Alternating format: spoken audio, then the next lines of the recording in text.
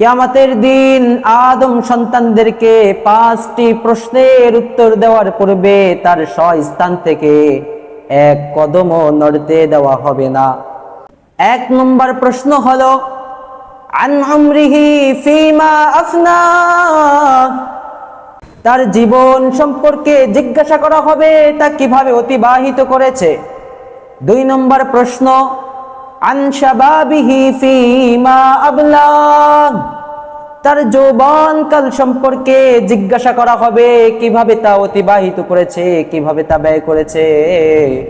3 নম্বর প্রশ্ন হলো ওয়া মালিহি মিন আইনা ইকতাসাবাহু, তার ধন সম্পদ সম্পর্কে জিজ্ঞাসা করা হবে কিভাবে তা অর্জন করেছে, কিভাবে তা উপার্জন করেছে। ওয়া ফিমা আনফাকাহু, তার উপার্জিত ধন সম্পদ কোন পথে কিভাবে ব্যয় করা হয়েছে এই সম্পর্কেও জিজ্ঞাসা করা হবে। 5 নম্বর প্রশ্ন ওয়া মাযা আমিলা ফিমা আলিমা, তার ওই জ্ঞান, তার ওই ইলমে দ্বীন সম্পর্কে জিজ্ঞাসা করা হবে যা সে অর্জন করেছে এবং সে অনুযায়ী সে আমল করেছে কিনা।